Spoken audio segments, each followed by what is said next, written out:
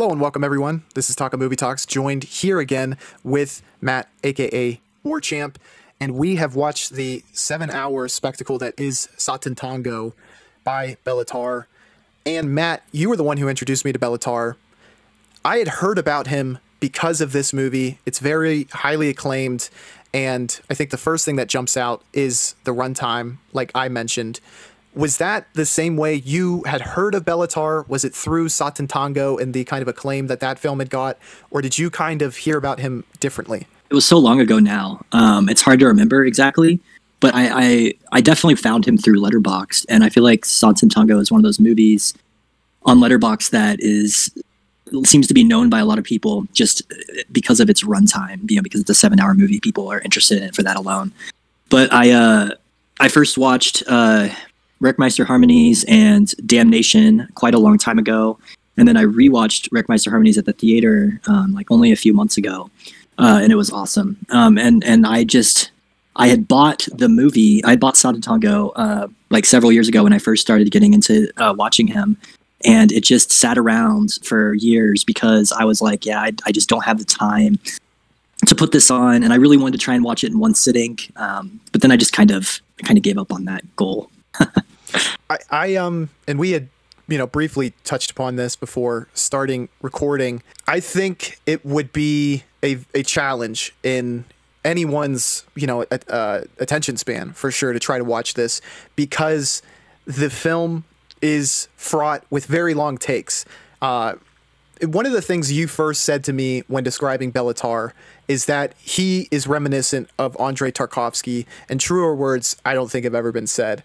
The glacial pace, the long shots, the cinematography, which I really want to dive into in greater detail as we keep talking about this. But he is very, very similar to him. And I think if you were to imagine Tarkovsky making a project of this length, I think you would get something very close to what Sátántangó is. I do think, to my initial point, though, those long takes would start to add up over time. As you're watching 3 hours in, 5 hours in, it would possibly get tiresome. As I watched it with multiple breaks over the course of many days, it didn't take its toll on me. I was able to actually enjoy some of the takes. How did it kind of hit you, these long, kind of overdrawn takes? And do you feel like there was a benefit to it? Because I was trying to rack my brain, and for me, I feel like, one, it kind of gives you atmosphere, and then two, it lets your mind kind of wander towards what the ultimate point or what is trying to be communicated through this by kind of drawing out these scenes. What did you think about it, and what benefits, if any, did you find there to be? Yeah, I think this is like besides the runtime, I think this is the most divisive part of the movie, where people are either going to love the long takes and they'll feel like they're going to be more immersed in the world of the movie, or they're going to hate it because they're going to get bored. People don't have that long of attention spans to watch a guy slowly walk across a village for 15 minutes. But I personally, I lean towards enjoying it more because I just I don't think any other movie does it quite to this extent. The first thing that comes to mind is in Stalker when they're riding the train, but that is a very shortened version of these takes, and I feel like these also go for much longer than that.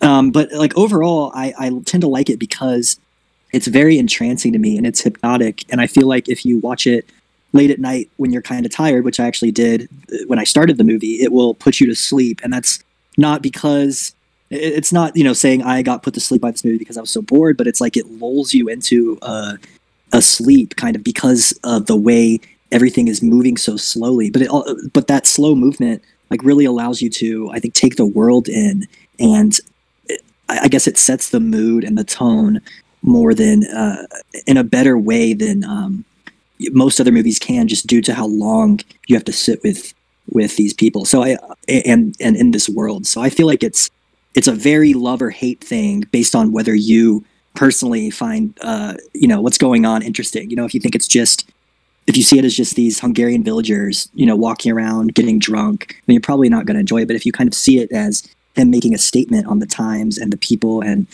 politics in the country, then I think it gets more interesting. And with the way that you described it, it made me have an epiphany of sorts. I would think with how smartly Béla Tarr kind of like creates similarities for you to think about certain things, the way he draws his themes out of this, it's very subtext, nuance. It's not told to you exactly, you know, he's not like making the movie about the government actually being, you know, like played by people who are in the government. You know, it's very like it's an analogy for what he's trying to get across. How that's done, and then when you say the movie itself kind of lulls you into something, I wonder if that is intentional as well, so that the audience members too are almost kind of lulled into this false sense of security, a la the way that the characters are with their, you know, their regimen, their everyday, they're used to doing the same thing, and then ultimately what unfolds for them does, and we can kind of get like into the nooks and crannies of what happens to those characters. But do you kind of, does that track for you at all, I guess? Just like the fact that he did that on purpose, or sorry, just clarify real quick. Yeah, what like, you mean. Do you think he wanted to, in certain scenes, kind of lull the audience a bit as a way to make us feel like the characters and not Ermia's, like that the main con, for lack of a better term, but kind of like the whole village, so that we can almost mirror the way that they are feeling in the film as an audience member? I absolutely think he did that. Like one of the first impressions that the movie had on me was that he was using like these different techniques to literally get you entranced in the film. And I feel like he wants you to feel like you're there in the village. And like a couple of those I can think of off the top of my head. There's a time in the bar, really long scene, where there's just like a water dropping, like over and over. It just kind of drops in the background. And this is probably like a 20-minute scene in the end. There's another time where that drunk guy, maybe his name is Kellerman, is just repeating the same thing over and over. And I can think of so many scenes where like he has at the very end with the guy ringing the church bells, where he has like people say the same thing over and over, or you just kind of hear this background like droning or like ambient sound, and it's just like a repetition, and maybe like, you know, like the noise of like machinery or something, like just an over and over. And I really feel like that, or like when like the sound of like a horse or a carriage like trotting along, stuff like that. Like I felt that was one of the first things I noticed, was how I thought that was done on purpose to kind of get you lost in the movie and like hypnotize you. Right. And the thing about that is like the sound is so great. And on top of that, the cinematography is, I don't know, off the top of my head, I think he could go toe to toe with any filmmaker as far as cinematography goes. And there's a lot of directors, great directors, who are really well known for that. I just couldn't outright say anyone is like noticeably, I could say definitively better. And I'm only basing that off of Wreckmiester Harmony and now Sátántangó, albeit that is like 10 hours of film right there almost. But geez, he and his cinematographer, who is Gabor Medvigi, and I'm not sure if he works on Wreckmiester Harmony as well, but I mean, I was blown away by it. What were your thoughts, Matt?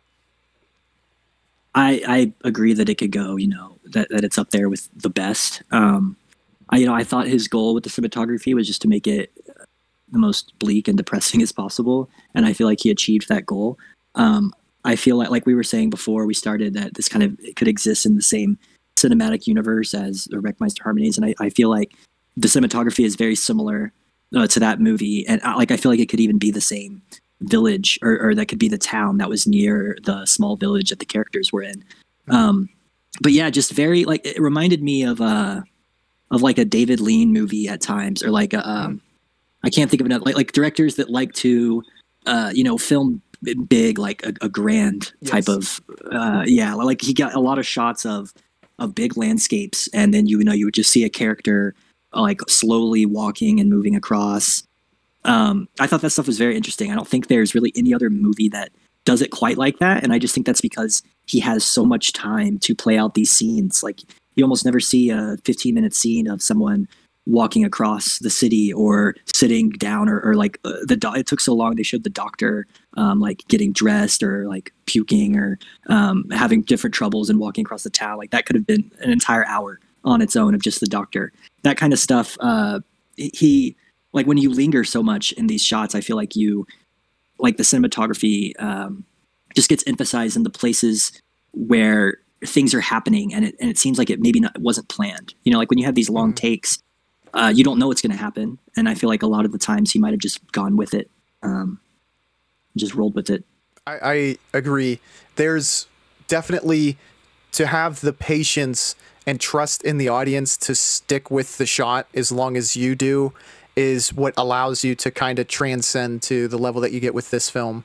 Whereas you're very unlikely to get that in most films, period. But I would say especially today, because there's an emphasis on just like getting to an exciting like action point, get to someone saying something, which also kind of brings me to the point where despite this film being very long, there is not a ton of dialogue either, which sounds like kind of ludicrous. Like, well, how do you kind of get any messages across? I very much noticed that there was not a lot of dialogue.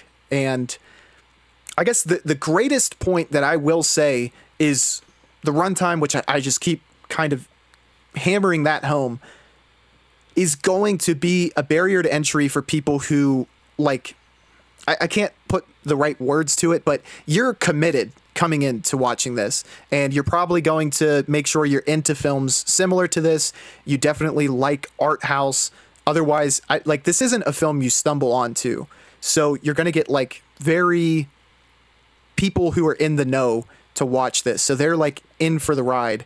And it would be surprising for someone to start this and then not finish it. So you have a committed audience from the get-go, that implicit trust that they're with you from start to finish.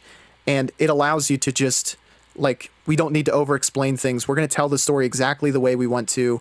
We're going to show it exactly the way we want to. And we're going to get these shots, even if it lingers maybe a little longer than we wanted to. And I think that is what makes the film special, is that there has to be that trust there for everything to work.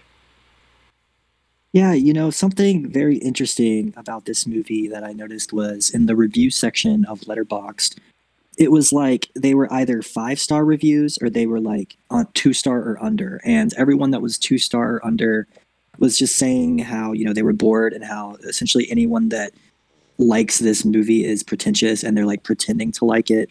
And then, you know, all the 5-star movies are just saying how this is like the greatest movie of all time. I just find that divide really interesting. And, you know, I wonder, I feel like a lot of people maybe just watch this movie because it's like, it seems to be one of those popular, and I'm sure, you know, I'm not really on social media a lot these days, but I'm sure there's probably a lot of memes about this movie where people are like, oh, you know, would you rather watch this or would you rather watch this 7-hour black and white, like Hungarian movie? You know, you have to be like, you know, making it as if like you have to be pretentious, like to enjoy this. I just thought that was interesting. So I think it really does ask for commitment, like you were saying. And I just feel like the people, if you aren't into it within the first hour, if like the setting and the what's going on with, you know, it is very interesting in the first hour, I'd say, like with the plot to steal the money. If you're not into it by then, I think you are just going to keep hating it every single hour. And I think that's where the divide is. Absolutely. Yeah. I completely agree with you. If you're not into it within the first hour, you're the next 3 or 4 are going to make you want to turn it off. So you're probably like good to just say goodbye at that point. To your point, thematically, Wreckmiester Harmony is very similar to this. You said I should check that out before we go ahead with this because it is such a long commitment to making, you know, like, all right, free up 7 hours and watch this. If you did like that, this is like an extended version of that because they are very much similar. Not in the plot itself, but in like the themes and what the plots are trying to communicate. So those would be the 2 pieces of advice for anyone who hasn't watched this and is considering it. Yeah, I'd say you really need to have a lot of patience and you need to go in. And I mean, I don't think you're going to go in, like you were saying earlier, not knowing what to expect, but I think you really gotta see one of his movies before, see if you're into his mood, because I feel like all of his movies have a very distinctive tone and mood of just generally being depressing, you know. And if you are in the mood for that, then I think, you know, you should give it a shot. So before we kind of get into like scene analysis and kind of like psychological examination of the characters, one of the things that I think is beneficial to know going in, I think it would be beneficial, and then afterwards if you don't know it before, because I kind of wanted to look into it afterwards because I could tell there was certainly political elements to it, and I was not sure which side, right? Because I do think you could be X and say, well, no, that was supposed to be these people when I thought it was whatever, right? So the setting is in Hungary, and Béla Tarr is Hungarian, and for some political historical knowledge, this was like an Eastern Bloc country that was in the USSR until its collapse, which I believe was in the late 80s. And it dramatically impacted the career of Béla Tarr because this was a film he wanted to make but could not make under the communist regime. And I think if you were to look it up online, Béla Tarr's political affiliation would be that of an anarchist, and he is very, very anti-communist. So from that, I do believe you can extrapolate a lot more out of this film rather, and Wreckmiester Harmony, quite frankly, with that knowledge in hand. Were you aware of that going in, like as far as Béla Tarr's kind of personal political affiliations or beliefs, or were you able to just kind of pick that up through these two movies? I wasn't aware of his personal beliefs, but I did know that about Hungary. And I actually watched this interesting Adam Curtis documentary. I know we did an episode about that, about Russia specifically, and how the Soviets kind of fell from communism, and it was more about Russia, but I still like got a greater understanding of kind of what happened in that area. And it's a very common theme, you know, from my knowledge, of having a few people take, like when communism fell, it seemed to be common for like a very small group of people to essentially steal everyone else's belongings and all of their capital, and and then take it for themselves and make themselves like billionaires. And I feel like he is commenting on that in both this movie and Wreckmiester Harmonies. So I feel like, you know, if I wouldn't have known what you just said about an anarchist, I would have assumed he was both anti-communist and against, you know, capitalism in that area, at least, because their version of capitalism is basically an oligarchy / dictatorship where people do exactly what the Amira character did, or at least it's not definite. We don't know for sure that he told their money that he is just going to steal their money and run away with it, but like we can pretty much make an assumption that that's exactly what he did. But yeah, I feel like that's Béla Tarr's biggest statement with this movie, in my opinion. In your knowledge, actually, I think it really clears up the picture that I have in my mind as for like what the plot of this was trying to drive.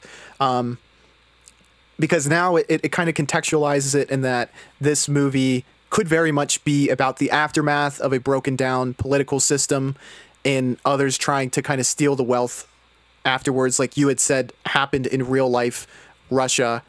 I'm sorry, can you restate your second point? I literally lost my train of thought. I'm sorry, Matt. Oh, it's okay. About the well, I was just saying I thought his, you know, political statement in this movie was that he was kind of against both communism and maybe what it was about to turn into, which is, you know, you have one guy or a few people stealing everyone's money and essentially leaving them broke and poor. Is that what you were? Yeah, you refreshed when you talked about capitalism and him being anti that. That was actually like a point of conflict for me, because as I was watching the film, I felt like I was getting signals, anti-capitalist signals as well. And I was like, because in America, obviously, we kind of look at it as though capitalism is like the polar opposite of communism, right? So it's like, or at least maybe that's just my like black and white thinking, because you're led to believe capitalism is such a good system and that communism is kind of the antithesis of that. And I was starting to kind of get anti-capitalist, you know, perspective, which led me to look up that kind of, you know, dossier on Béla Tarr's political beliefs just to see maybe what he was trying to say. But I think that makes a lot more sense now that you've contextualized like what it looks like over there isn't what we think it to be in the West. So I do think that you're absolutely right in that. I think there was anti-capitalist sentiment in this movie as well. I was just kind of like trying to hedge the corners to make it make more sense in my mind, because I wasn't thinking of capitalism the same way that I think, to your point, it is in real life in that area. Yeah, I just think that like Western culture is really like ingrained in like capitalism. Like they both work together well, like the way people view themselves and how they should earn money and what they can do, and viewing themselves as more individuals is instead of like a collective is a very Western thing. I just feel like Eastern people, you know, since communism, at least in the Soviet Union, was established a very long time ago now, I feel like it's kind of ingrained in their culture to be more, to act more as a group and a collective, like in a communist way. But I think he's now like making a comment on like the Amira character like tricks them and when they, you know, they want to get their money back, and he is just kind of like, oh, you guys, you know, I thought we were better than this, you know, I thought we could all stick together as a group. And I feel like that's Béla Tarr's way of like saying something negative about communism, but then also I think he's trying to show that if you like if you try and well, maybe he's not saying this, but like in my mind, I think if you try and transition away from communism in the way they did, they felt like they, like as individuals, if they weren't working as a collective, they were scared to do it on their own. And I feel like that is why they wanted to give their money and trust him, because they wanted to work as a group. So I just feel like their culture doesn't really, at this point early, and definitely not in the 90s either, it doesn't really allow for them to have like a functioning capitalist society like we do in America. Like they just can't really, their way of thinking isn't like that. Yeah. And also like, it's like if you were to take a building that was meant to be X, like it's an office building, and then you're like, okay, guys, changes, you know, we're changing the pace. We got to change this into like a manufacturing facility now. It's like all of the infrastructure and all of the business is kind of, it's built around the premise that it's a communal economy and it's a communism base. And then to just have that all built up for that function, and then afterwards say, okay, now we want you guys to own and kind of figure out how to work this all. It's just like, they don't have the experience of doing that for years to like, you know, there's no experience. And like you said, the methodology and the thought processes behind that are completely different. So I feel like it would take 5 to 10 years before you even really start to see things working to the level that they maybe were under the communist regime. Yeah, and I feel like he, you know, just shows this character that Amir is taking advantage of that because he knows that's how these people feel. And in the end, Futaki is the only one that I think really sees him for who he is, like as a bad actor, which is why he goes on his own, because I don't think he trusts him. But and then you also have the part where the police are reading the report he made, where he basically calls them all really stupid. So you know that he's taking advantage of them, because I feel like he's taking advantage of that exact mindset they have, where they feel like they need to stay together as a collective. And so I don't think Tarr, you know, I don't think Tarr's saying, you know, one system is better than the other. I think he's just kind of saying, you know, the state of this country right now is really bad, you know, or at least in the 90s when they were breaking off from communism, you know, people didn't know what to do. They didn't know how to make money in these different ways. And I feel like that's his biggest, you know, statement and what he's trying to say with this movie, in my opinion. Right. And I want to just touch upon like Hermes again before we kind of like start into the plot and kind of work our way through it. Just because I think it is such a big overarching theme as far as the political system. But in the transition from communism to, you know, some form where you can accumulate capital, it does seem like if you are ahead of the curve, your mindset would be, let me take advantage of the weaker actors around me And when I say actors, I mean workers, people in your community, whatever, not the actual actors in the film. And let me try to like pull their wealth together for myself and then just basically swindle them. And then let's see how long I can do this. Because a capitalism mindset does, one of the negatives of a capitalist society is it does encourage that. Now there's laws against it, but even in business, you see companies will cut corners, and there's risks behind that offset it to where you're probably less likely to do that. But I mean, you see it on the largest scale. And when like controversy comes out about companies like Johnson & Johnson, the automobile industry had it, everything kind of goes through these waves where they tried to cut corners and in a way, with quotation marks, cheat the consumer because there's an unsafe chemical in it that they were aware of that they didn't pull off the shelves. The car was causing crashes, and they knew about this, but it's cheaper to pay out the sums, and the list goes on and on and on. I mean, look at the tobacco industry. It's happened a ton in America in a capitalist society. But if you look at that on a micro level from a person within a community, as you're transitioning from this mindset where we all do well together to a capitalist society where now there's points in the game, and I can actually take some of your points and add them to my total, well then, if you're looking at it as sociopath or as kind of black and white without guilt, then it almost makes sense to try to do what Hermes did. And like I said, I think he's ahead of the curve. And Futaki was probably the only one smart enough to realize this, yet he didn't have the courage to A, stick up for himself and not give his funds, and B, I don't think he was smart enough to also, or maybe be courageous enough to be the figurehead to do what Hermes did. Now, I know at the top of the plot, we're going to kind of get into this because there was a plot by the villagers to do something themselves, but obviously Hermes is kind of his personality, his like everything about him, he was like a leader. You know, he had these positive traits that were able to get them to fall in line with everything he said. He had the tools that it took to actually do this, whereas the other ones could just scheme and really never got things to go the way that they had schemed themselves. Yeah, I agree with everything you just said. And I think that also, just to add, that the whole, collective versus individualism thing is very much apparent. Like, Hermes is just looking out for himself, and like Western capitalist society would support what he did more than they would support, acting as a collective. You would benefit, and you could only profit and benefit in Western society from doing that. Now, it's a little different because it seems to me like he's basically just stealing from these people.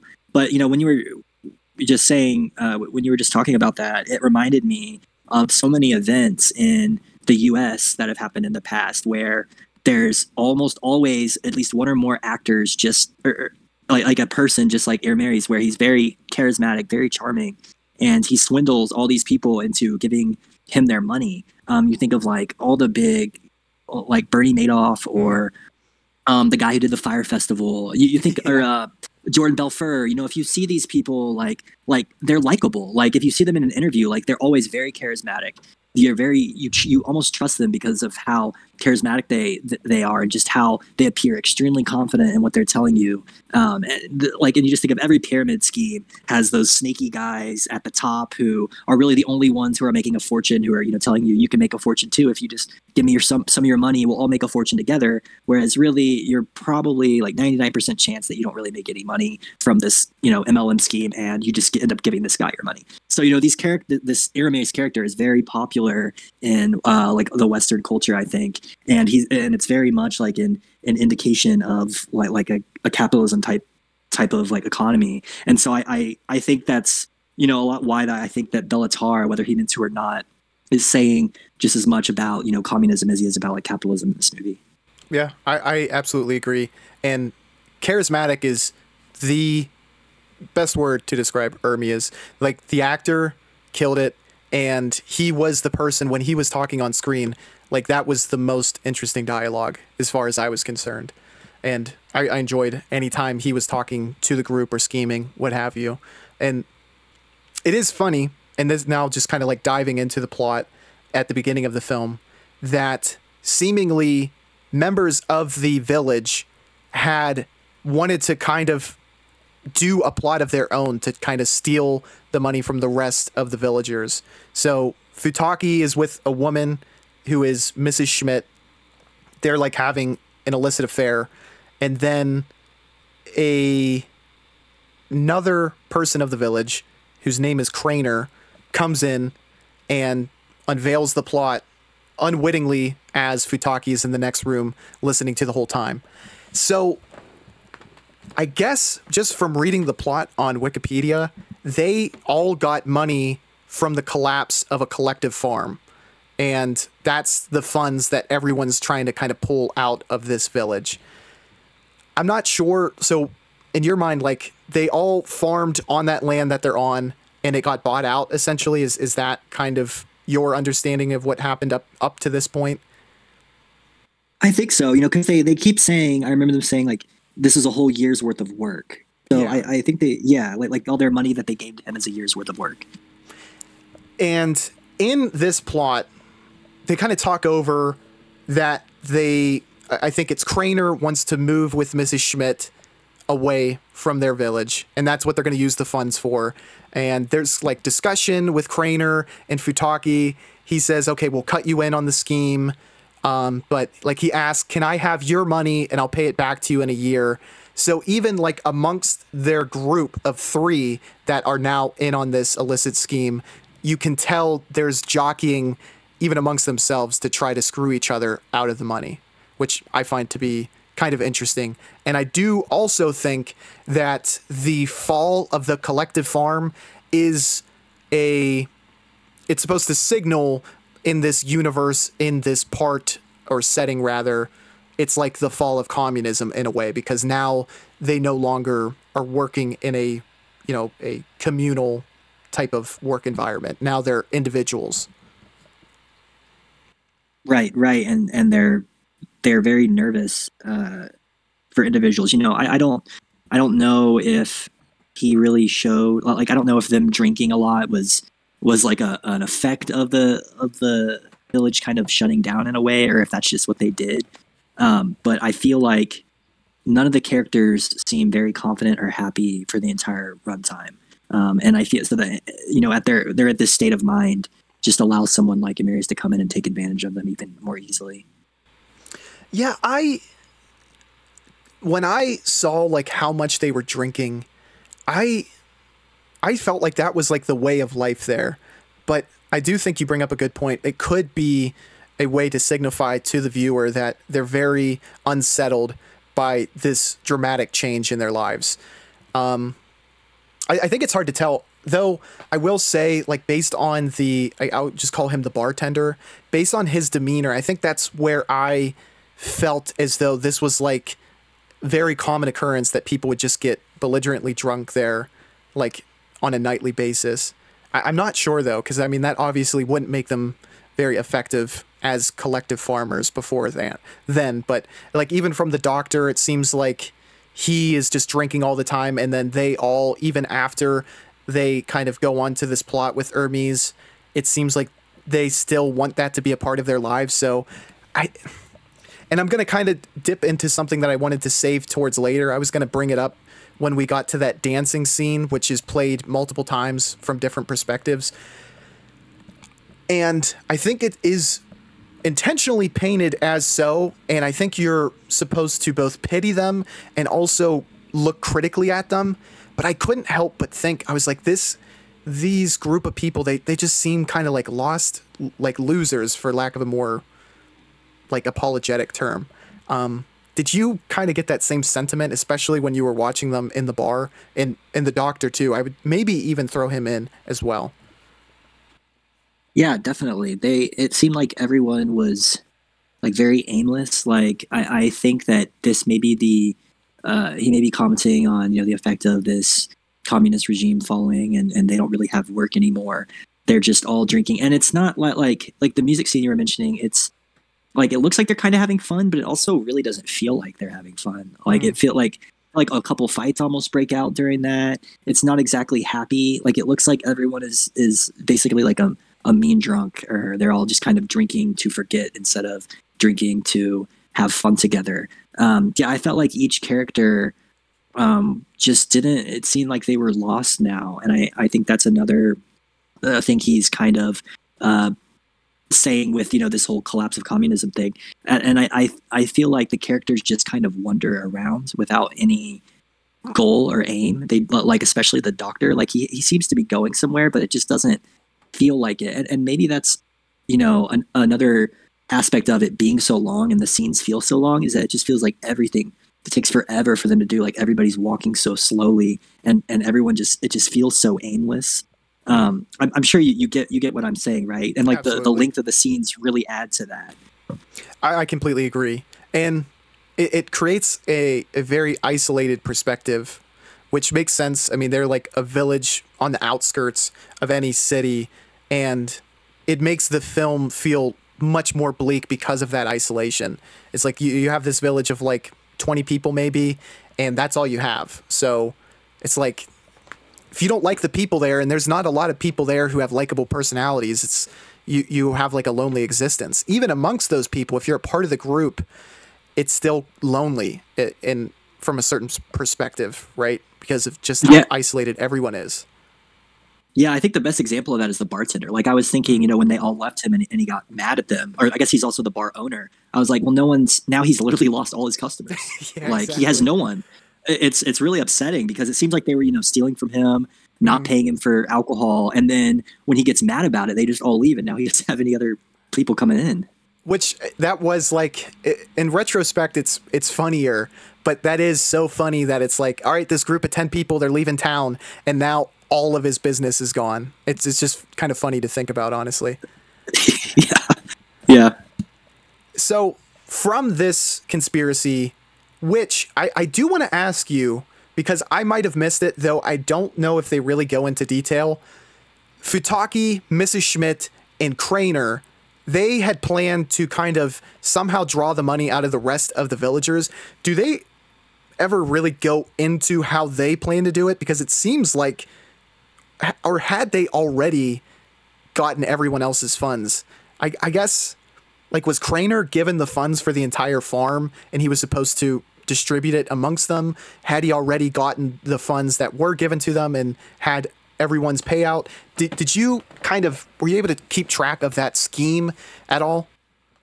I was not, and I was actually pretty confused after that whole thing. Like, I guess it doesn't end up working out, you know, their scheme to steal the money. But like I feel like the movie doesn't really tell you that, because from my memory, and I even like looked up, you know, some of the plot on Wikipedia to try and figure this out because I was confused. It kind of just does an immediate transition into, all of a sudden that guy starts saying these characters, Ermier and Petula, or his friend whose name starts with a P. He starts saying that thing about how they're coming and they're going to get gunpowder and explosives, and they're coming to the estate and these things. And then the movie just, from what I remember, just kind of transitions into that plot. And maybe I missed it, but I never really fully understood why their plan failed. And I never really saw people, you know, get angry at them or like try and fight them because they found out about the plot or anything like that. So that part was a little confusing for me. Yeah, I have a lot of questions about that, and I was equally as confused. But I do want to mention one thing that this film does is that it will like replay events from different perspectives. So you kind of have to figure out where you're at in the timeline through a connection that you might have seen when they went over it previously. I thought that was really interesting. I really appreciated it. It does give context to other scenes that I didn't quite pick up on. I still have a lot of questions, even despite them going through some sequences multiple times. Like, for example, the opening scene you go through at least twice, because you see it from the doctor's perspective and you also see it through Futaki's perspective. But it's not immediately, like, you don't immediately know where in the timeline you are until you see something that tips you off to, okay, I remember Futaki walking out of the house and then hiding and going back into the house. And then you see it from the doctor's perspective and you're like, okay, this is where we are in the timeline, which I just really like that in general. It's really cool. I like when directors can play with timelines. That's why I like Christopher Nolan. But that was interesting. Back to like how the scheme worked, yeah, you're like, I'm completely with you. How they like weren't upset. And the biggest question I had was because their plot was to leave that night, I believe. And correct me if I'm wrong, but they were going to leave tonight. They hear that Hermes is coming back, which seems to like signal even more so that, all right, like the time to go is now. And yet they stay and drink and get blackout drunk seemingly, which leads to the events that make them stay and kind of succumb to his plot. That I feel like if I'm reading it the right way, that Béla Tarr is communicating maybe his like a big critique through that action. But I want to kind of run it by you, like just X's and O's. Am I getting that right? Like, was that the way you interpreted it? Yeah. First, I'll just note that the different perspective thing I really liked as well. It reminded me also of like The Handmaiden, which and I thought it was really well done in this movie.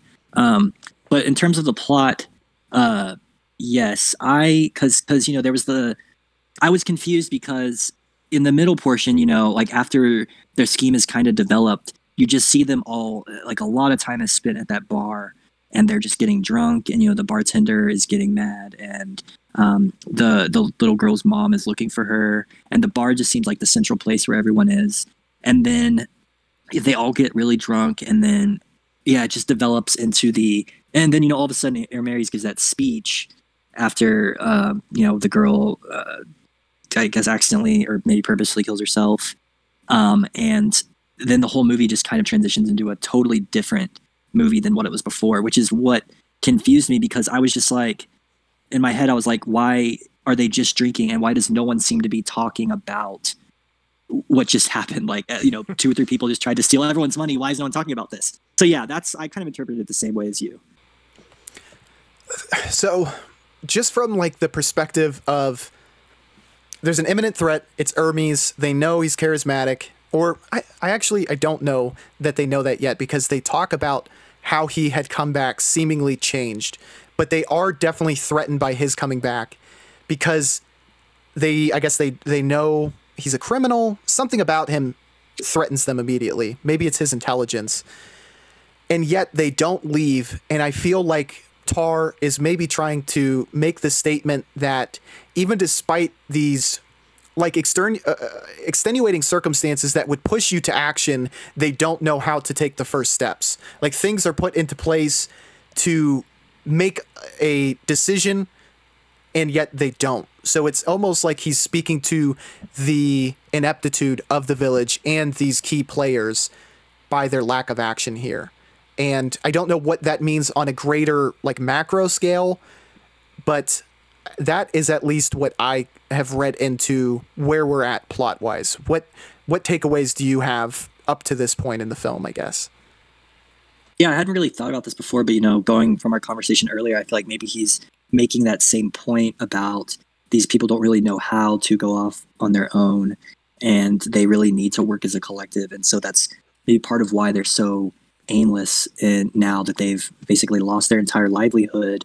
And then now, in the next part of the movie, they're going to have this beacon of what looks like hope to come save them, and it ends up just being a con man. So I feel like maybe this first, the plot up to this point kind of just represents what was going on in Hungary at the time in these small rural villages, which likely make up most of the country, just like how small rural towns technically do make up most of America as opposed to big cities. And he's kind of showing, well, this is what was going on in these towns, at this time. People didn't know what to do anymore. People basically lost everything they had, and no one really has the know-how to go forward and move to a city and start a new job or start a new life, because they just know this village life and they just know these people. And I kind of think that's where we're at this point in the plot. Then this is where it is like unveiled to them, like I kind of touched on. Hermes is alive, and someone saw him. I'm not sure how this got communicated so quickly to them, because it is like, I think someone was in a vehicle and saw him at a bar, talked to him, and then comes back to the village, and that's how it's communicated so quickly. And then like they're kind of like very unsure of themselves. We're introduced to Hermes, who, and this is a central plot point that confused me from this point and it wasn't as distinct here, but certainly later, he says, "I'll blow this whole bar up." And that seems to be like he's a part of like a, you know, anarchist, maybe even terrorist organization. And like, I don't know, like, what has he ever even blown something up? He always threatens it. And then later on in the film, once he has the funds that we'll, you know, get on later on the plot, he's looking for explosives. And yet we never see what his actual intentions are for the explosives. Did that confuse you as well? Because it certainly did me. It did, yeah. I did kind of get the impression that they knew who he was and that he was like running a criminal enterprise in the past, and that he was kind of like a known figure, maybe someone like a like that would be like in a Ford movie, like or a Western Clint Eastwood movie. Like he's the known like bad dude who's also very charismatic, who's like returning to the town, and they all kind of fear him, but at the same time they like him for some reason. But yeah, the whole explosives part, I was expecting the whole time for him to just blow them all up for some reason, like right in the building. And at first, when he was looking at that fog, when he like kneels down, I thought he like set it on fire, or like their place on fire or something. But yeah, I don't exactly know what the point of the explosives was at all. Yeah, I honestly think, based on the way you characterized it, I fall in line with you. I think it is maybe just to quickly communicate the fact that, like, he does have ill intentions and he is a bad guy, you know? Because I thought there was going to be something greater to it, like, and it was going to play into the plot more so, but it doesn't, for me, I didn't pick up on anything that it was supposed to communicate beyond what you just said, now that you said it. So I thought it would play a larger plot point, but it eluded me if there was more. We obviously were following the doctor's perspective of the initial kind of scheme. We see the outside perspective, and that he's like an overseer of the village. I want to ask you, because he is one of the more, I think, hard to nail down characters. What was your perspective on him, or thoughts of his character? Sorry, which character? The doctor. Oh, the doctor. Yeah. That's a good question, because I couldn't quite get a good read, you know? So I'm like thinking of what he did. He liked to watch and write things down. He also seemed like a drunk. Everyone seemed to treat him like as though they didn't really like him, or they didn't care for him. Like, I remember when they were leaving the town, they mentioned how they were leaving him behind, but everyone was just like, you know, who cares, whatever. And that he couldn't make it on his own anyways. I don't know what that would represent in terms of like a greater meaning. And I don't really know exactly what the doctor's purpose in the movie is, if I'm being honest with you. I tried to figure that out myself, you know, and considering the last thing we see is him, and it looks like he's like boarding up all the light in his house to just make it pitch black. I mean, I think it's obviously very interpretive, but I can't quite interpret the meaning of the doctor's character. The shot in the dark that I have, and I think from here we might be able to pull the thread and get closer towards the meaning, but I think him and the relationship that others have with him is supposed to embody like the faith in the community. And as the communal farm, the collective farm has, you know, fallen, you can see that the relationship with him has deteriorated as well. And they're on the brink of all leaving, whether they know it or not. And I feel like that's why we see him at such a bad station in life. So he probably was drunk before, right? And I'm kind of confusing the metaphor by saying this, but you know, we see him drinking to excess, you know, like stumbling around, people neglecting their duties to take care of him. And, you know, he's diabetic too, so he's taking terrible care of himself. But like, if you look at it from the perspective of, in any community, you would want a doctor to be available to your community. And if you stop caring about having like medical care for the people, including yourself, that speaks very ill about how you see your town. So I feel like there's something to be said towards like that type of message. Yeah, I think that's probably right, you know, because in those little towns, the town doctor would be maybe the most important figure in the community, because, you know, if something happens to you, he's the only one that knows how to save your life or make sure you don't die. And, and especially considering how the doctor seems to be the most in like despair the entire movie. Like, he is the one that just like the very long takes I remember of him before he walks over to the bar when he's at his house just makes it seem like he's, very slow. He's getting very old. He doesn't take care of himself at all. And he just seems very sick, not well in basically all aspects of his life. And then they just leave him there and they just kind of forget about him. And I think that is very telling to the point you just made. And what is communicated, and it becomes a more major plot point than it looks on the surface. So he runs out of alcohol, and he realizes this after one of the characters who would usually bring him groceries says, hey, this spring, I'm not going to be able to do it. The roads are too muddy. Whereas he mentions the previous year she had done it, which kind of just running with the same narrative that I put out there. It seems like the fact that they're not caring about the doctor, there's a extreme uncertainty about the village in and of itself. There's a lack of faith that maybe they'll be there this time next year. So the need to care about this doctor is not nearly as important. We see him walking just in his own house. He's very unwell. He's dying, and it's almost like it mirrors or parallels the dying of the village, the faith in the community. So he goes on this journey to get more alcohol, which also I think is another point. It like shows the depression that he's in, that he's like basically drinking himself into a stupor as we're at like the dying embers of this community. It's bad weather outside again, shows how terrible things. And then he walks into like this abandoned building and comes across two women, both of who are prostitutes. And I think we could both like extrapolate, if in a small knit community like this, if there is prostitution going on, it's like very telling of underlying hardship, right? You generally see that in cities first and foremost, where there's like groups that have no other means of, getting money. So I think those two characters are supposed to be very telling of this community as well. What did you kind of extrapolate from that?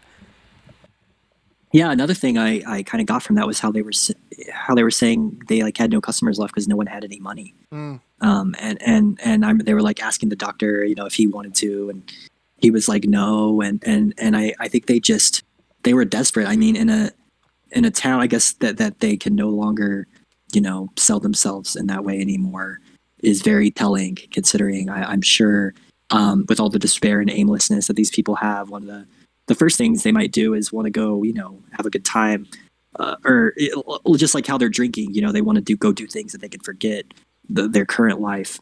And so I think that's another telling part is how they had no more customers and how they were, I think, talking about moving into a town where they might try and find money. Everyone was very like in search of money in this movie. And I just feel like it's something that they didn't really have a lot of in the first place, but they could get by. And now it's just like, they didn't have any and they didn't know how they were going to get any in the future. Yeah. And just like a small historical point to embolden what you said, in London in the late 1800s, this is the time of Jack the Ripper, and this is how I kind of heard about this, but prostitution was like so prevalent in this time. And it's a city, which I think does make a huge difference because you have multiple customers, like, or like one customer can pay for you tonight and then maybe he can't pay for you for another week. And there's a person to fill that gap for every day of the week, multiple times a day, whatever. But despite the extreme poverty that the majority of people were facing in London, prostitution became even more of a industry during this time because people were either paying for a bed or they were paying to go to bed with someone else. So I think what you said tracks very much, that it's like, even in these really bleak environments, that is something that generally will stick around. And the fact that even that too is becoming a dying industry is like, then there are very few things that will basically exist. It's going to be the necessities at that point if people aren't even, paying money for that. From here, the doctor sets out to get his brandy. He runs into a character who is very, very important, who is Estique. He is Sanyi's little sister. She had been institutionalized, I believe, and her father had hanged himself after he was institutionalized. He falls. They kind of have like this moment where he yells at her and scares her and then tries to like quell her fears, yet she runs away. This leads to a very big moment. We'll kind of get to that later, where we have her perspective of that whole morning, because it's very interesting, I think. And he collapses in the woods before he ever gets his alcohol. One of the little key points that I had read, I didn't really interpret it this way, but I guess from this kind of interaction with the child and afterwards, it said that the doctor was too like embarrassed to enter the pub, even though he was right there, and that's what he went there for. And that's why he kind of wanders off into the woods. From that whole scene that I kind of laid out, was there anything that stood out to you, and maybe any hidden meaning that you took from it? Not really. I mean, I guess aside from the fact that what we've already talked about, you know, maybe going off the embarrassed interpretation, maybe we can assume that, or maybe we can assume that they just didn't. I mean, this is a big leap here, but it's possible that they just all kind of forgot and didn't care about their health. And this wouldn't make the doctor embarrassed, but maybe they just like the fact that they're just kind of have all gone into this deep depression. They don't really need the doctor, and they might just view him as now like a drunk person who can't really who can't really stand on his own 2 feet anymore. And so they don't want to try and bring him along like when they leave, because they know that it would just be a burden to try and take care of him and make sure he doesn't die. Right. I definitely, I'm with you as far as that. And I'm not sure how this fits into the grander themes of things, but I felt as though this painted him even more so as an outsider. And we get that certainly from the fact that he's very much an observer, even from his own home. But I think him being embarrassed and or unwilling to enter, despite that being like, it was a long trek. At least it seemed super long that we were following him. He really wanted the brandy, right? And yet he gets to his destination and doesn't enter. And I think it's because he feels removed from everyone else. And it's almost as to say, again, they're 1 foot out the door already. And like that separation has already begun before they really did leave. Yeah, I think that's how you can interpret it. Then from here, and this is maybe one of the most memorable scenes of the whole film, we get the morning of Estique, where she plants a money tree with her brother. She tortures and poisons her cat to death. And then we see her look in. Well, yeah, she looks in at the bar, sees everyone dancing, drunk out of their minds, runs into the doctor, has that scene that I mentioned unfolded through his perspective. And she goes on to fatally poison herself with rat poison that her brother had gave her. And there's kind of like I think it's narrated over her feelings as though everything was preordained to this moment for her. There's a ton to be extrapolated from that. What are your first thoughts, Matt? Yeah, like with a lot of these characters, I had a hard time like interpreting like a meaning, like he was trying to say this with this character or that with that character. I just, you know, you can make a lot of assumptions about, you know, he's obviously depicting a young child here and maybe their experience of going through what the entire village is going through. And so the part with her torturing and killing the cat, you know, it could have been something she's seen and she's repeating it. It could just kind of be expressing how she's basically losing her empathy because she is only seeing the dark and bad things happen in her life. And so she like is kind of growing up as a sociopath. Essentially, she kills her cat for no reason. It's not really explained. And then the part where she goes and watches them, I don't really quite, like, I can't quite put a a like reason on why her character is included, aside from just maybe him showing another perspective of the village collapsing and what kids did, I guess, in their free time, or the adults drink and the kids are getting into, like poison and dark kind of things. While the adults are kind of absent from their life. Yeah. I think you touched upon some really, a lot of points that I took from it as well. I thought the fact that, and I didn't mention this in my synopsis, they plant the money tree, Astik and her older brother Sanyi, and Sanyi takes the money from the money tree and kind of says like, look, I have more right to the money than you anyways, and there's really nothing you can do about it. So tough shit, basically. And I find that to be very telling of her actions. So she's used to, because she's weaker than her brother, I think she sees this and emulates it with her cat, because in this village where, I mean, there are like 2 kids, it seems like. It's her and her older brother. So she's the youngest of the group. She's at the bottom of the totem pole, and she sees how her brother treats her, basically takes advantage of her, does whatever they want, and basically mirrors this with the only thing near her that is lesser on the totem pole than her, which is her cat. So she abuses the cat and tortures it to death as almost a way to show that it's like, in this new society, like the pecking order is how everything happens, right? It's like the weak are going to take advantage, or rather the strong are going to take advantage of the weak. And I thought this to be like the most clear analogy, or metaphor rather, of this. And from here, where she sees everyone like drunkenly dancing, I think she realizes that it's like this, maybe the people that could like show her a pathway towards like a life of enjoyment, or maybe better said, the people she's supposed to look up to are just like drunken idiots, to put it as concisely as possible.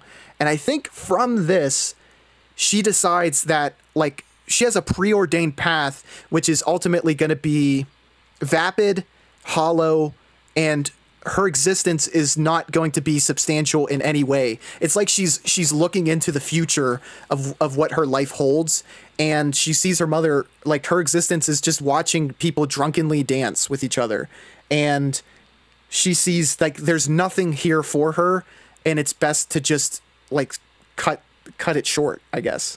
That was my take from all of that. Yeah, and then you get this interesting moment that I think could add to that whenever she's, I guess, drinking, the poison, where it kind of goes on this short little, there's some short dialogue about like this universal like principle of everyone is dependent on everything else. And it's like she's having this realization that other thing, it's like the butterfly effect, other things in the world could not be happening the same way without her. And, what she does is dependent on everyone else. And then everyone else around her is also doing stuff is dependent on her. Which is like what happens at the very end of what we see of her. So I don't know how that ties in exactly, but I think that's interesting. That's a really, really important point that you brought up. And I'm really glad you did, because I couldn't quite remember what was said in that moment, but I think it works on multiple levels, because plot-wise, she sets everything in motion, right? So Hermes' plot is able to take hold because of her death. So that it works from that perspective. Secondly, like everything depending on everything, I think is supposed to say like this community farm wasn't able to work because like people had individual perspectives on how they wanted to benefit from it. Because you see everyone kind of has like this single-minded idea of how they are going to make out on everything. So like on top of that, how things are going to work out after the fact, that same kind of people, instead of working collectively by only looking out for their own self-interest, it sets Hermes in a spot to where he's able to kind of capture them as a group. And then thirdly, I think she sees that it's like, how is the world going to benefit from me? And this is maybe the largest leap that I'm going to take, but everything depends on everything, right? So how is everything going to benefit from my existence? And she sees how shallow this is, kind of to the point I was making previously. And it's almost as though, and this is like the most bleak way to put it, but it's like she looks at it as though she's more useful as fertilizer than she is as a living being. So she decides to almost take fate into her own hands and determine her own utility to this world. Does any of that track? I know that last bit was maybe a bit extreme, but I just feel like it could work on that level as well. Yeah, I think it can, but I think the most, well, like the part I kind of, I guess, agreed with or felt was the most true towards the movie was because right after that, Hermes uses her death to his advantage. You know, and and that's the turning point is that's the speech he gives where he essentially blames everyone for her death. And it's just kind of like the whole movie is, it's just kind of a bleak, you know, like a 11, 12-year-old, however old she is, ended up killing themselves. And then this con man comes in and takes advantage of her death and everyone's sadness about it to essentially steal their money from them. It's just all very sad. I agree. And I will say, and probably what makes it the most sad is in Hermes's speech where he blames the village. I think he's right. Do you also feel like I know he's manipulating them, right? But he has some really good points too. Yeah, I think he is, and I think that's why they believe him, because, you know, he has an underlying motivation, you know, because he knows what he's doing. But at the same time, you know, the community they live in, he's right. It's not good. It's falling. It's all crumbling, you know, beneath their eyes, and they essentially aren't even doing simple things like looking after their own children anymore, or really raising them. Because I remember at one point her mom comes looking for her at the bar, and she seems very upset. You know, but she had been gone for quite a while at that point, and it seemed like she just kind of went and did whatever she wanted, and no one really cared. It was kind of like, you know, when they're all going through these things as adults, you know, that they don't have jobs, they don't have any aim in life anymore. Like, one of the last things they're probably going to think about is, you know, taking care of their or looking after one of the only kids in the village. I agree. So, and we've touched upon this portion from the death as the eulogy.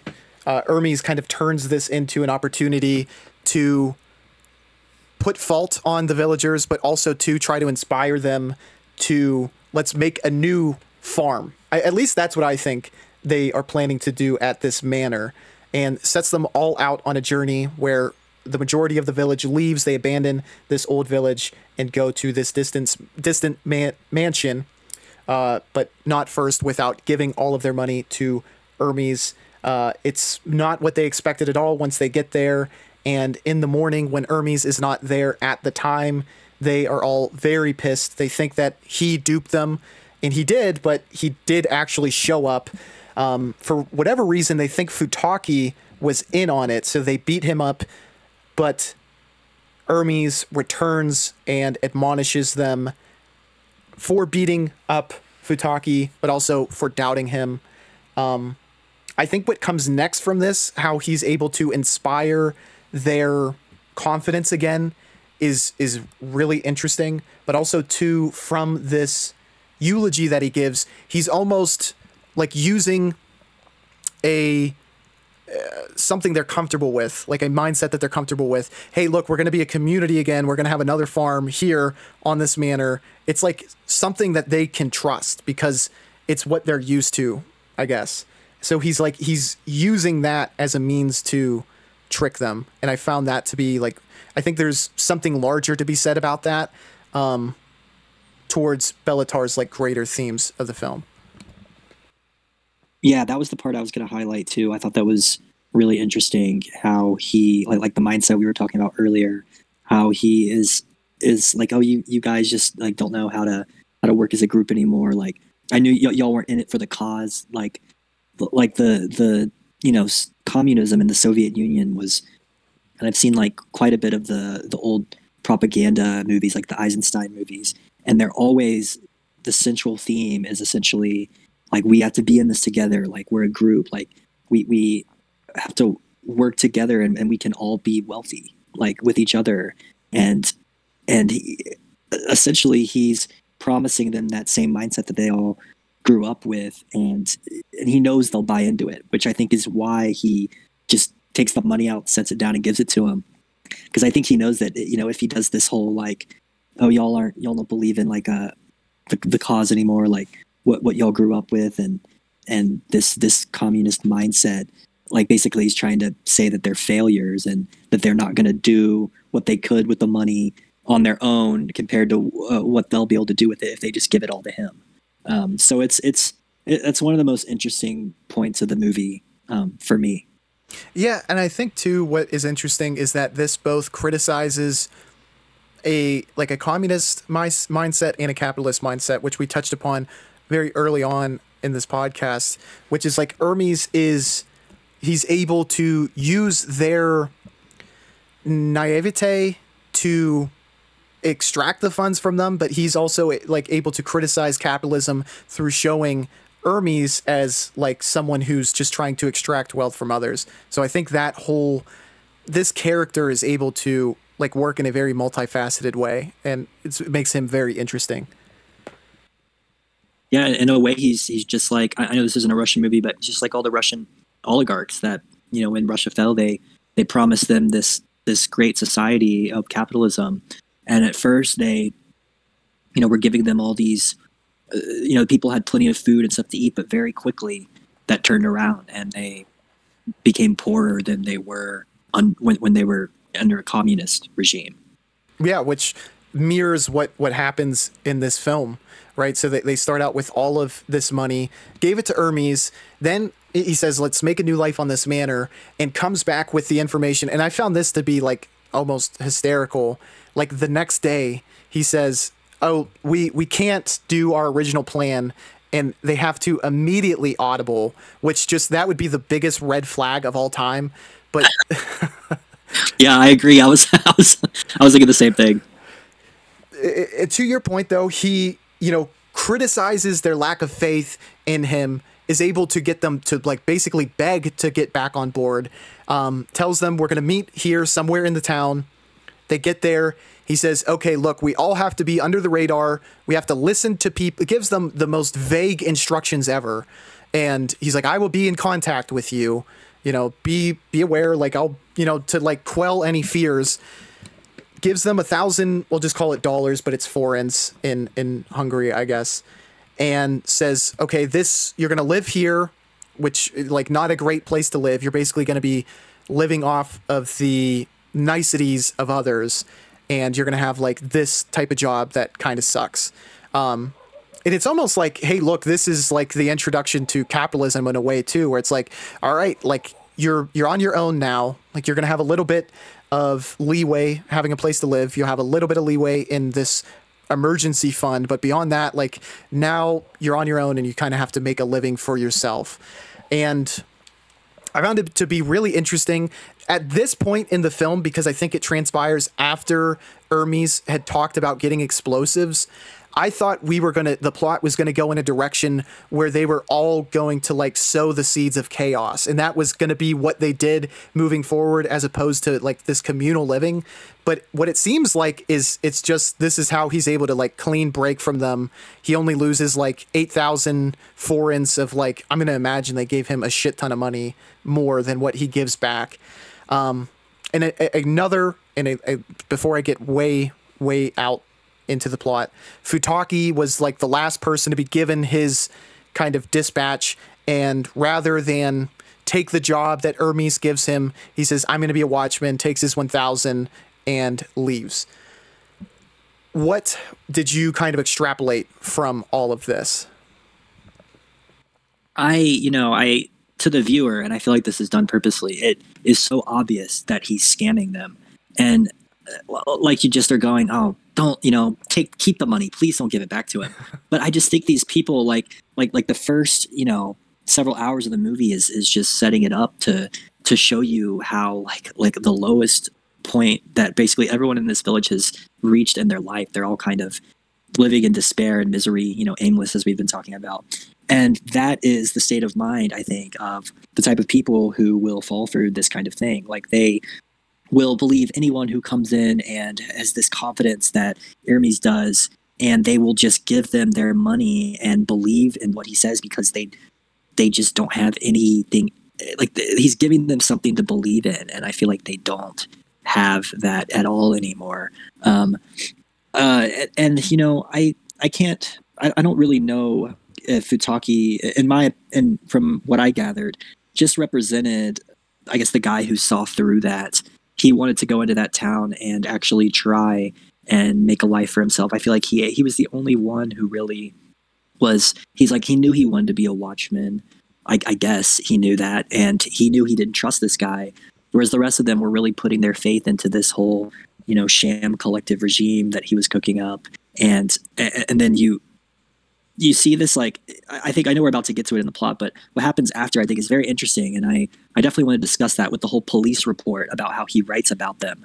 And I think he writes about Futaki as like the one who needs to be feared a little bit because he actually has a mind of his own. So I think that's the interesting part to me is this, once again, this theme of like collectivism versus thinking for yourself, and which villagers were still able to even, you know, not be coerced and be able to still think for themselves after they basically lost everything they had. Yeah, exactly. Because I can only look through that scene with the knowledge of what Hermes said of Futaki, and I think it lines up exactly with what you said. It's like, I think Futaki at this point has put together that we got screwed, I got screwed, but what am I going to do? You know, like, because that's in his report too. Like, he's to be feared, you know, he's intelligent, but he's a coward. Well, and he's also, you know, partially crippled as well. So there isn't anything he can do at this point. So he just kind of rolls with it. And he's like, you know what? I'll just do what I wanted to do in this village, which I think is like, he's just taking it in stride, I guess, for lack of a better term. I find it funny too that it almost seems like, you know, in this system, like, they fall out of one system and then almost seemingly fall into like a parallel system, except it's more direct, where it's like, okay, all of our profits are going to go to Hermes and we're going to get a fraction of it, and then we get to work more to actually, you know, get what we need to sustain ourselves.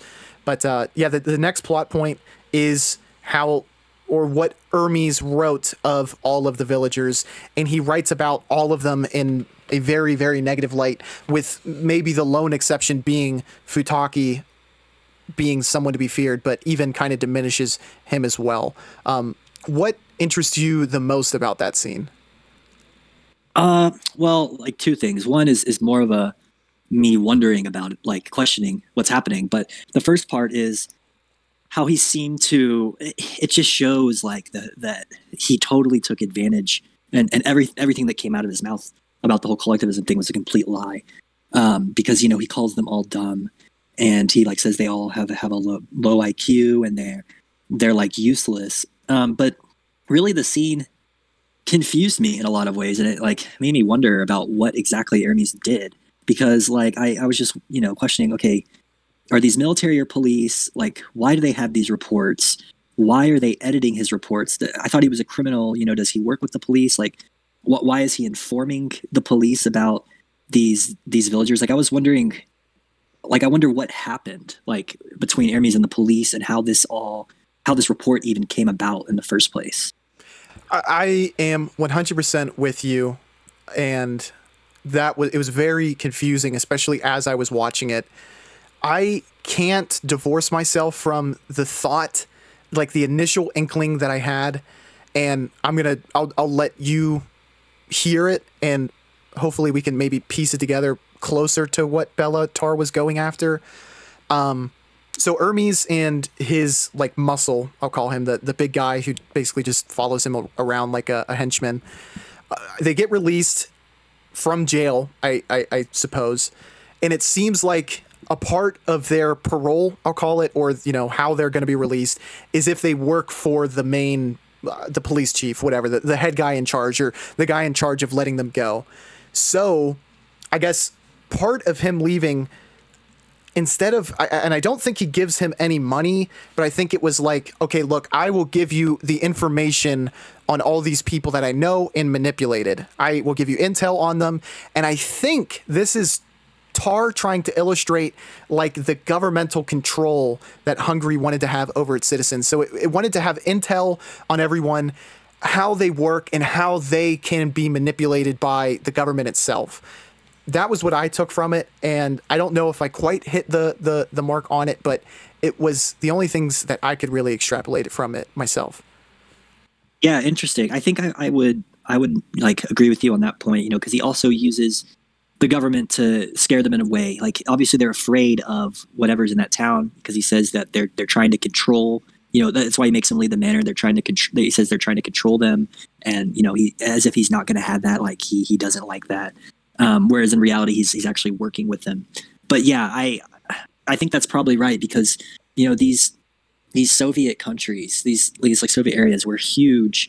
There's a very like I would just call it like a sneaky culture where they always have eyes. You know, like the KGB, they always have eyes on their people. They're trying to exploit their own people a lot of the times, and they really want to know everything they can about everyone so that, you know, if someone starts acting up, they can know exactly how they could use them and manipulate them just like Hermes did. So I think that's probably right because like I hadn't really thought of that, but I think I think that's probably what he was trying to say or what Tarr was trying to say about the government there at that time, you know, because clearly this entire movie is kind of him saying a big middle finger to the whole government of Hungary, you know, for one, well, like doing what they did in this scene, but two, just letting all these villages, you know, go to crap and letting what all happened happen and basically not doing anything about it, stealing all the money for themselves, basically being bad actors.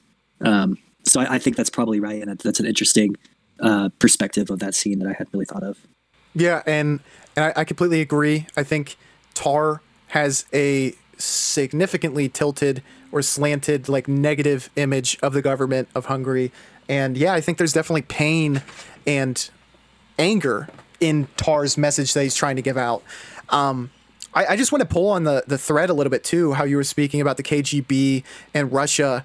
And like my mind goes to China for sure with the social credit score and, you know, like mass surveillance, like video surveillance even, and like facial recognition software so that if something minor is picked up, they can attribute it to the specific citizen. Like let's say you don't throw your trash away.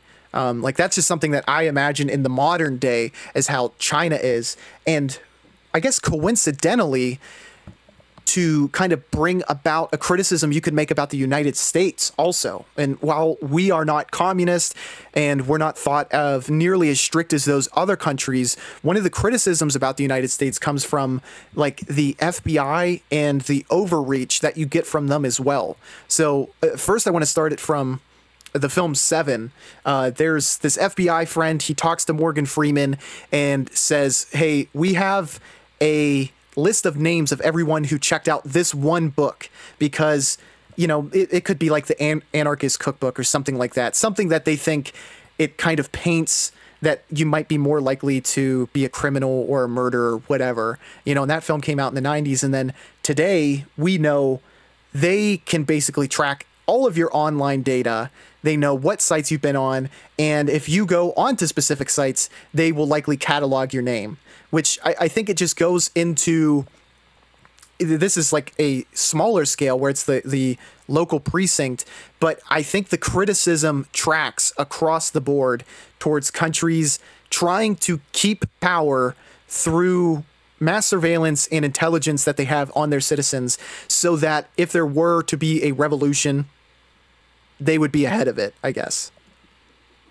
Yeah, absolutely. You know, I think that it's a bigger fear in America because like America's kind of founded on principles of where there's this open and free society and the government is very clear, supposed to be, you know, clear to their citizens about what they're doing. That they're supposed to be like this free market of like communication, like, you know, political rallies, how those are all allowed without being shut down. There's, you know, freedom of speech, which is very different from, you know, like a China or a Russia or, you know, Hungary in the 90s. So I think this is very much a universal problem. And I think, like, you know, when it happens in a country like the United States, like the Edward Snowden thing came out, people get so much more scared, I guess, in the US because we always think of ourselves as, oh, that doesn't happen here. That just happens in these Eastern countries. But maybe, and this is just a thought I had, maybe the whole idea in these Eastern nations of like a communist, more collective type of thinking where you have to conform to the norm of the society. I feel like part of the surveillance, in addition to, being ahead of a revolution, I think that's definitely true. But I also think they like to just keep people in line. Like you're supposed to, when you get into societies that are less, Western nations really promote individualism, whereas, Eastern nations tend to promote more like the communist collectivism. Well, in that, collectivism, everyone's supposed to kind of conform to being similar or the same. And if you're an outsider, maybe that's the doctor in this movie, like we were discussing earlier, then it's really frowned upon. And you are basically like the government wants to know who the outsiders are, like who a Futaki is. So like, kind of like you were just saying, like they could keep a sort of list where if something happens, they'll pull those people in first and start interrogating them. Like if a revolution starts, they'll be like, okay, we're going to get all the Futakis and everyone else who's had a similar report on them, and we're first going to suspect them of the wrongdoing here. Right. And coincidentally, it reminds me, or at least makes me think of the element in A Brighter Summer Day where the father is pulled into intense interrogations. I think I was just about to say that.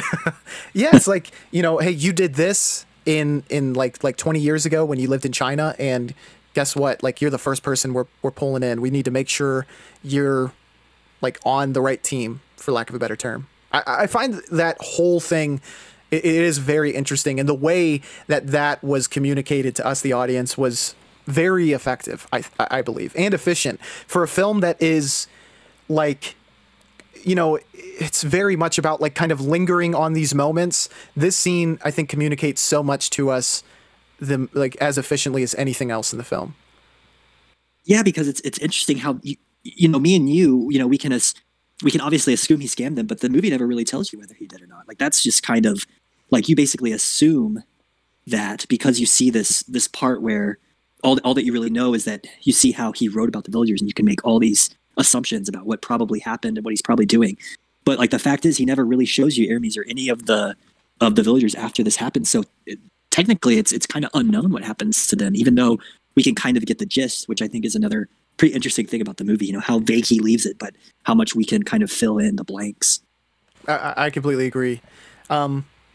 I guess I want to bring this up before we kind of get to like the end with the doctor, because it just is confusing. And I brought it up before, but I kind of want to bring it up through the context of Tarr is like a self-acclaimed anarchist. And I guess when I think that, for whatever reason, and even though Hermes is very much kind of drawn out to be a negative character because of the explosive, like him trying to accumulate explosives, I just, like, for whatever reason, I almost feel like that character somewhat is supposed to like illustrate a belief from Tarr, like something that he, does that make sense at all? Like, I guess in my mind, if I'm to think of anarchy, like one of the first things my mind goes to is like, let's blow up the system, right? And I know that's like metaphorically said, but,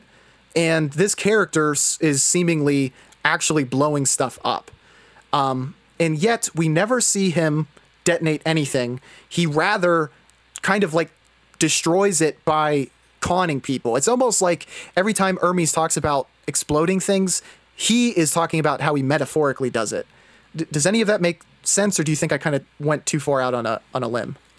No, I think that makes sense, because I also I didn't know about the Tarr anarchy connection before you mentioned it in this podcast, but I feel like that's the only thing you can really interpret from it, because I wouldn't know what to make of the fact that he wanted to buy explosives, but yet we never see them in the movie. You never see why he wants them or how he uses them. But then, if Tarr is an anarchist, it makes me think that he likes the Hermes character, that somehow represents Tarr, but I feel like that can't be right. So like I'm just as confused as you, honestly. I think maybe the only other thing that could also lend credence to that is just how charismatic Hermes is. But I agree with you too. I'm so conflicted because he's clearly a malevolent character, I guess, right? I mean, he screws over a ton of people, but so too at the same time, it's like, is he doing good also for the village, where it's like, you were all going to probably just drink yourselves into stupors if you were to just sit on this money. I'm going to take that decision out of your hands by taking your money and set you on a path where it's like you actually are in control of your own destiny through your own work ethic. And two, at the same time, he's going to cut loose from the police. Look, I'm going to give you this intel. It's on this group of people of this village who were basically inept at everything they've done. They don't actually pose a threat, but here's all the intel, and I'll see you never, basically. I don't know. I see there being a universe where this isn't too far off the mark. Yeah, like I think you brought up a really interesting point that now has made me think about it a little different. Like what I just said before, how we can't really say that we've been saying this whole time that Hermes is a con man, he's screwing them over, and I do feel like that's what the movie wants us to think. But what if we're wrong and he really, and those places they were set out to go really did have people there ready, like expecting them to come work, and they really did leave this village and start a new life as new lives as like these machinists or butchers and what have you, the different things he had them doing. In a way that kind of flips him into what could be perceived as a good character, because while this village is collapsing and people like the doctor kind of get screwed over, well, you could easily argue, and it could be apparent that these people's lives now become much better because at least they are learning how to work on their own, which is probably going to be what's required of them now that they're no longer a communist country. You could say he's doing some help. He's like helping them, but it's just the whole movie is like the way it's shot, what happens, everything we've been discussing, it all points to him not being a good guy. Right. Yeah. The cinematography, the sound design, everything seems so bleak. Quite honestly, I think it is interesting to look at it from that perspective. And from that perspective, I think you can maybe look at the ending from two different perspectives, right? So it's like, the doctor, he hears a bell, he goes to the bell, he sees someone who's just like repetitively striking it and saying that the Turks are coming, and this leads to the end where the doctor just basically seals himself inside of his own home. And I think if you're to look at it through both perspectives, you could say the pessimistic is that it's the death of the village and the fates of all those who came from it. And if you look at it from maybe the optimistic perspective, it's the death of this political way of life. It's like the death of this system. It's the death of this political regime is what the bell tolling could mean. Because I don't know, at least me personally, when you hear a bell toll, it's almost like, like hell's bells, like it signifies the death of something, to me at least. What say you? Yeah, and I think I remember now that the bell doesn't also open the film. Yes. So it's kind of like it's like it's made full circle. And I think what you were just saying, like, is how I see it too. It's like a death of the system, and looking at it from an optimistic perspective, it's like a rebirth of like, now these people are out. They're no longer in a communist society. They're all working on their own. They're separate. And then whether that's better or worse is kind of up for the viewer to decide. I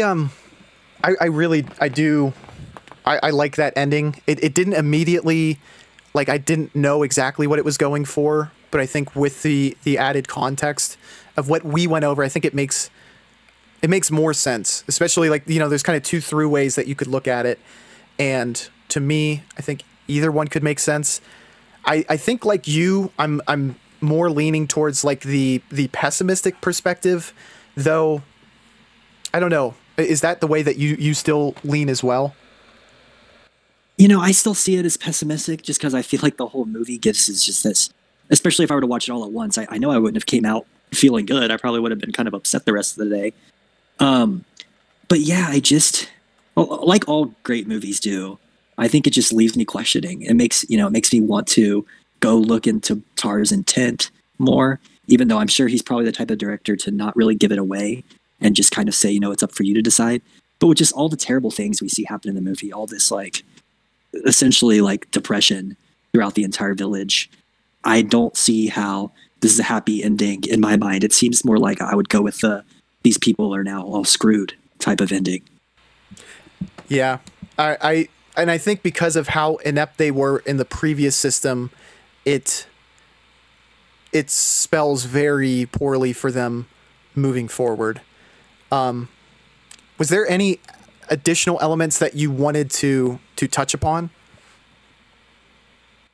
No, I think we've covered everything pretty extensively. The one thing I already kind of talked about was just how really entrancing this thing gets you into living in the world with the characters. I know we already touched on that, but no, there's nothing really else I wanted to talk about. One thing that I will kind of just bring up is that because the turkey is coming, I just wanted to look it up to contextualize what that maybe meant. So Turkey had a coup d'etat in 1980 so that the West could disrupt its ownership in the USSR. So I think what it is trying to communicate is like Western influence is on its way. And a lot of bad came out of this coup d'etat in Turkey, just kind of looking at the aftermath of it all. And so it could certainly be looked at as a negative for the people in the film, at least. And maybe that's where the fear arises. But also, I don't know, just being a Westerner myself, you could also look at it with an implicit like, there's good, even like there's fear of change on behalf of the characters in the movie, but there also could be good in that you're getting out of this communist system and you're being more Westernized. So I think it's definitely a nuanced thing that was said there, but how do you kind of look at it with that added context? Yeah, I think so too. Like I agree with what you said. And I think that, when I think of Hungary nowadays, I don't think of a place like Belarus or Russia. I think of more of a place like Poland. Like it very much has become, at least from what I know, a more Westernized place. Like I think countries like Ukraine, Russia, Belarus, Moldova, those Eastern countries are, in my opinion, still more stuck in this kind of outlook that these villagers have in this movie. Whereas I feel like countries like Hungary, maybe Romania, Poland are much more Western than they were previously. Like Budapest is a very big tourist destination. Like I feel like a person nowadays watching this movie would never think that this is Hungary. I feel like this movie might, be like a very good representation of how this country started changing into what it is now. Yeah, I am admittedly very ignorant to like the history of the USSR. I know like some of the landmark moments and the Berlin Wall and Gorbachev and all of that, like how everything began to be Westernized, but beyond that and how it actually influenced the satellite nations, I have very little knowledge of. So to see a movie like this that kind of illustrates the transitionary period and how things were as the nation was like, or not the nation, I guess the communist system was starting to deteriorate, is super, super interesting to see. Because I would think, and I would like to get your perspective, but I would imagine those satellite nations that stuck with the USSR the longest probably felt the decline even worse than the actual country of Russia. Yeah, I am honestly taking most of my, I've never really taken a course on the history, and I'm taking most of my knowledge from that Adam Curtis documentary I mentioned earlier, Russia 1985 to 1999 Trauma Zone is what it's called. And it just kind of tells the story of this exact thing we're talking about, like the transition of the country from communism to capitalism. And it pretty much only uses BBC footage from the time in various areas in Russia and around Russia and those other states. And yeah, there's like this, like from my perspective, there's still this like, they have this different sort of culture that is not become Westernized whatsoever in those Eastern European areas. And it like transformed from this like communist type mindset to now the people are just kind of live in fear, and they live in a state of distrust. I'd say none of them really trust the government. You know how, like, for example, Putin has invaded Ukraine and he's been at war with them for a while now.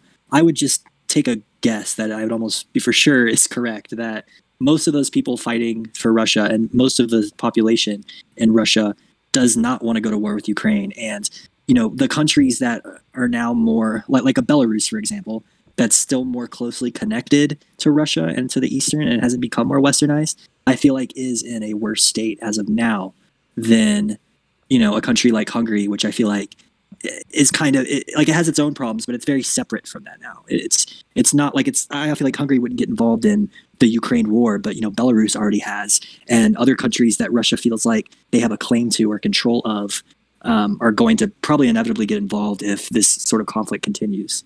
Yeah, I think that is a really good point. And yeah, that I think speaks greatly to the wide-reaching ramifications of it, especially when you acknowledge the, 20, 30 plus years of history that have happened since that separation and how that would have impacted them, like, on a macro scale. I give this movie a ton of credit. I know we said at the very beginning, this is not for everyone, but I think you probably have a good idea as to if this movie would be for you. And if you think it is, I definitely give it a shot, because I really enjoyed it. It's a hard nut to crack, but I think that it is worthwhile, especially after discussing it with you, Matt. What do you say? Oh, I agree. You know, I think if you have a general interest in, like, you know, communism, like what it was, what it is today, and as well as like Eastern countries or Eastern ways of life, and, you know, you also go into the film knowing that it's not going to be like particularly entertaining as we would normally see stuff as entertaining, and that you're probably not going to feel happy after or during watching it. But I feel like if you know those things, then you can go in and really enjoy it. And, you know, aside from that, like, even if you don't, or you're not interested in that kind of history and politics, I think that the movie itself is very much an entrancing hypnotic experience. So if you like slow cinema, or you've seen any kind of movies that could be considered slow cinema and you enjoyed it, I think that you will also enjoy this. You know, history and politics aside, I think this is just a film that you can really get lost in, and you could really just get super immersed. And for me, that's a fun movie watching experience when I can get so immersed in a film. Yeah, I agree. You know, these long tracking shots as people are walking, or they just like pan across the bar, crane shots where you look at the town overhead and horses trot through. If you've seen stuff like, and these are maybe like trumped up examples where it's like a little bit more exciting, but I love these spanning shots, you know, and you made reference to some previous, and, you know, like I think of some Akira Kurosawa shots. Certainly Tarkovsky comes to mind, and I'm sure there's a lot that I've seen too that I'm forgetting that I really enjoyed. This film has plenty of them, and you are certainly able to just like really appreciate them. And like we said, there's a lot to divulge into plot-wise, but I do think there's something to appreciate just like in the moment too, while you're watching these long shots. I haven't watched a ton of slow cinema. This is, you know, one of the, you know, kind of first, you know, besides Tarkovsky that I've really seen, but I did enjoy it, and I gave it a 5 out of 5 because I was still interested in what was happening in this film. I know I broke this over the course of like 4 or 5 days and couldn't finish like the last 20 minutes. I had to go to bed, and I was like, I want to see how this ends. Those last 20 minutes, you know, to have like 6.5 hours go by and for me to still be that invested at the very end, I think that speaks a lot to the quality of this film. Matt, do you have a rating for Sátántangó? Yeah, and funnily enough, I actually did the same thing last night. I stopped with 30 minutes left because I had to sleep, and I was still thinking about it. But yeah, my rating is about between a 4 and a 4.5. And, you know, I think that it could be a 5 if I went to a theater and spent like all day watching it. I think that would give me a different experience than like what we did, like kind of watching it over a number of days, which is kind of all I really could do. But just because like a lot of the times I like movies for, as you know, this reasons besides like the storyline. Like I really like how it can affect me. And I feel like this is one of those movies where if I would have just dedicated a 7-hour day to just watching it, I would have gotten so like lulled into it and entranced by it that I would have just like fallen into this like state of mind I enjoy getting into when I'm watching movies.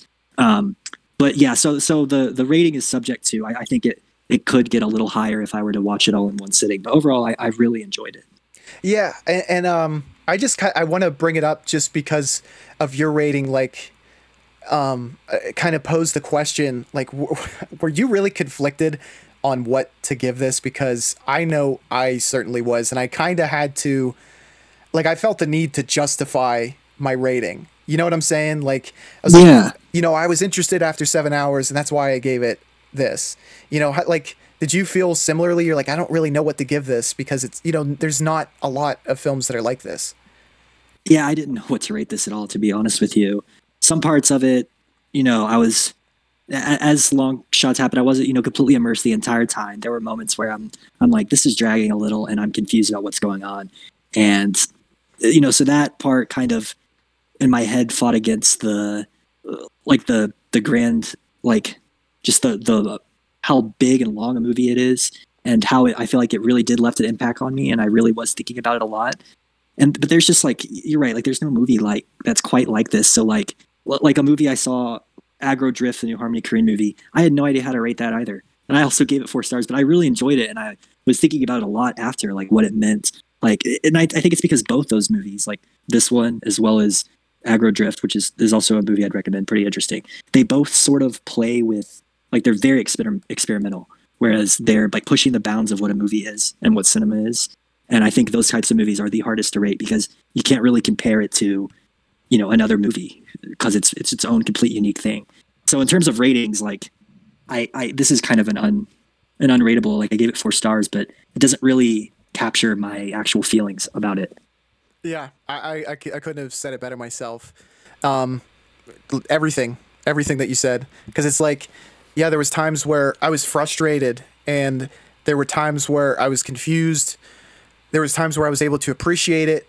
And I just think like the fact that it takes you on this journey over this course of time, it's special. That's the only way to put it. And I'm glad, I'm really am glad I got to watch this with someone. So I want to say thank you, Matt, because I do think that a movie like this really requires discussion to really even begin to get the fullest out of it that you can, if that makes sense. So thank you.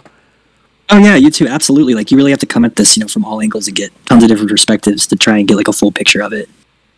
And Matt, I want to say thank you for joining me on the podcast. This was a really fun episode. I would say well worth the wait that it took for us to both watch the film itself. And I had a ton of fun. Thank you very much. Matt is on Letterboxd. He'll be in the pinned comment down below. So go give him a follow on there because he watches tons of cool films. One being exactly the one that you just mentioned, Aggro Drift, which, man, Harmony Korine is, he's a wild guy, so I can't even imagine what that film is like because of him being attached to that. Yeah, it's a trip. I'm gonna have to check that out. You said you would recommend it, correct? Oh yeah, you know, if you go in knowing that, you know, it's not like any other movie and you're prepared and you're like, all right, I just wanna experience this and try and like put my own thoughts into it and know that it's completely interpretive, then I think you'll enjoy it for what it is. I will definitely have to check that out. Well, this is goodbye from both me and Matt, and we will catch you on the Flippity Floop. Bye, y'all.